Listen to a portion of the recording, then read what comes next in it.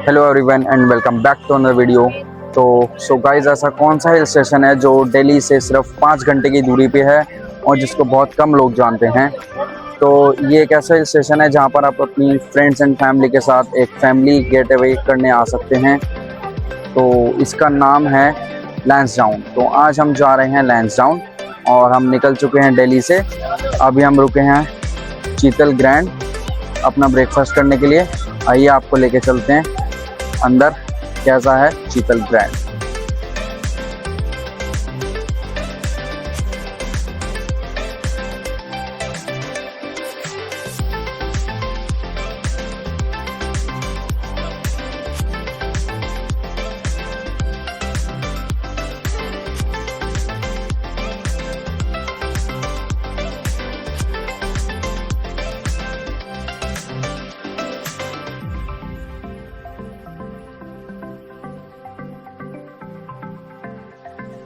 A few moments later. तो अब हम कर चुके हैं हमारा ब्रेकफास्ट और अब निकलते हैं अपना लैंसडाउन के लिए। आइए।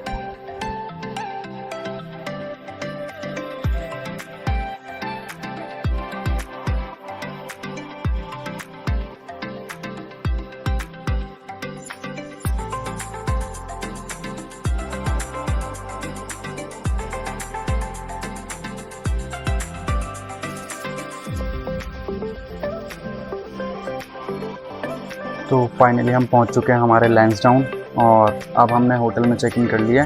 अब मैं आपको रूम दिखाता हूं और ये होटल है द वाइट रेन होटल। तो मैं इसकी लोकेशन डिस्क्रिप्शन में डाल दूंगा। अगर इन फ्यूचर आप कभी भी आएँ आपको बहुत अच्छी डील मिल जाएगी अगर आप मेरा नाम लेंगे pitking.98। तो बेस्ट डील के लिए इसी होटल पे आएँ।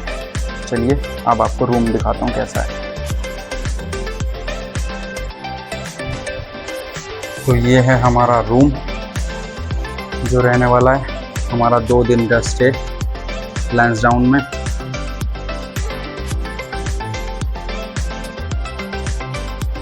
अब मैं आपको दिखाता हूँ इसका बैल्कनी व्यू जो है वैली व्यू।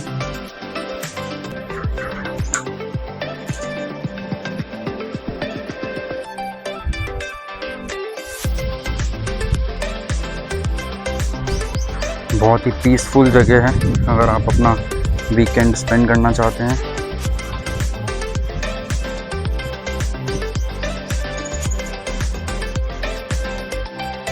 तो चलिए ये था हमारा रूम और अब हम हो लेते हैं रेडी, फ्रेशन अप हो लेते हैं और फिर चलते हैं लैंसडाउन घूमने और दिखाते हैं आपको यहाँ की मस्ट टूरिस्ट स्पॉट्स जहाँ जहाँ आप आके अपने वीकेंड एंजॉय कर सकते हैं अपने फ्रेंड्स एंड फैमिली के साथ। चलिए।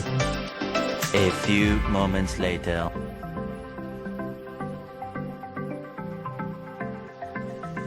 तो अब हम फाइनली रेडी हो चुके हैं अपना फ्रेशन अप होके और अब चलते हैं घूमने लैंसडाउन।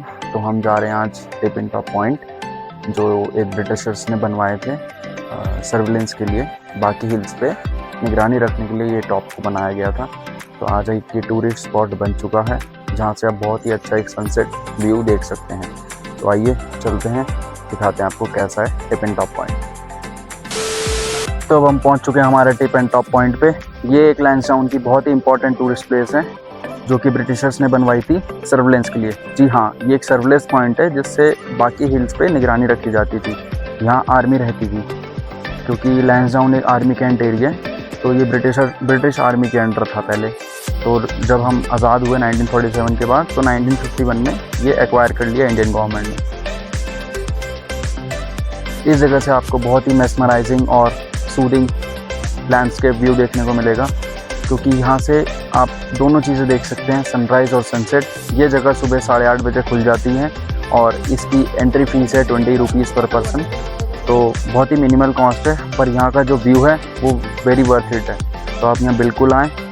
ये एक बहुत ही इम्पॉर्टेंट टूरिस्ट प्लेस है लैंसडाउन।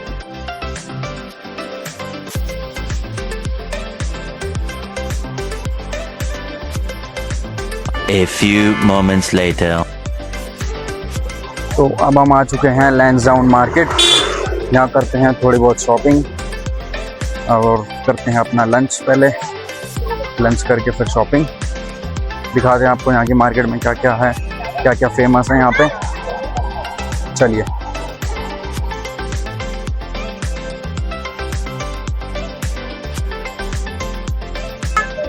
अभी जितना हमने मार्केट घूमा और पता किया, तो ये टिप्सी कैफ़े जो आप मेरे पीछे देख रहे हैं ये काफ़ी फेमस है, पर हम इसके नहीं, यहाँ पे एक और रेस्टोरेंट है जायका रेस्टोरेंट, तो हम उसके जा रहे हैं और आपको बताते हैं कैसा खाना है। अभी वीडियो में भी आपको दिखाऊंगा कि कैसा खाना देते हैं वो, कैसी प्रेजेंटेशन है।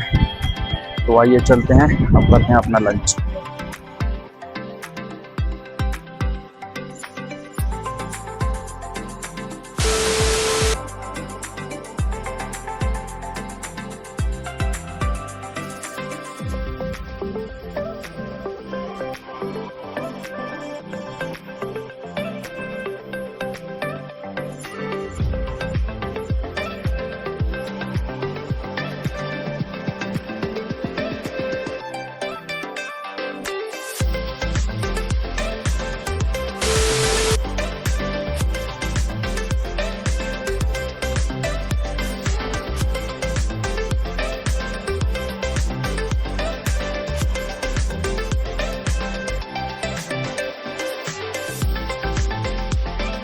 The next day. तो जय श्री राम भाइयों, तो आज हम रेडी हो चुके हैं। अब ये है हमारा डे 2 ऑफ लैंसडाउन। तो आइए चलते हैं हमारे लैंसडाउन के बाकी टूरिस्ट स्पॉट्स कवर करने के लिए। और क्योंकि कल हम एक ही स्पॉट कवर कर पाए जो था हमारा टिपिन टॉप पॉइंट, और अब चलते हैं बाकी स्पॉट्स के लिए। तो पहले करते हैं अपना होटल में ब्रेकफास्ट, जो नीचे रेडी हो चुका है हमारा रिसेप्शन के पास हॉल में। तो आइए चलते हैं।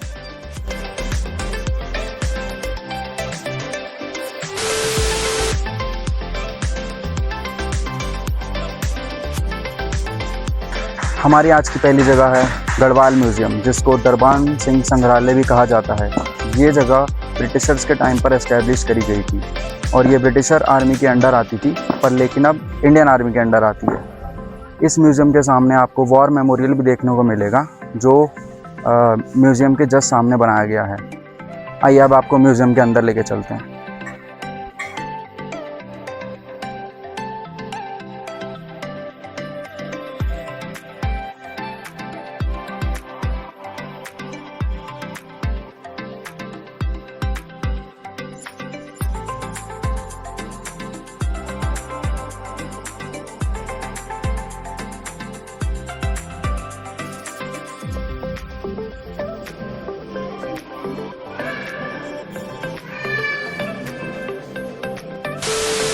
तो हमारी अगली जगह है संजय शाही गार्डन, जो कि आर्मी कैंट के एरिया के अंडर आता है, जो गढ़वाली म्यूज़ियम के सामने और स्नो व्यू पॉइंट के पहले है।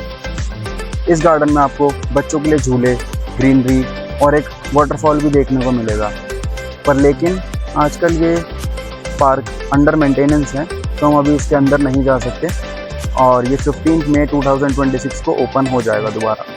इस गार्डन की नॉर्थ की तरफ आपको स्टेयर्स मिलेंगी, जो हमारा लेके जाता है स्नो व्यू पॉइंट पे। आइए अब आपको स्नो व्यू पॉइंट पे लेके चलते हैं।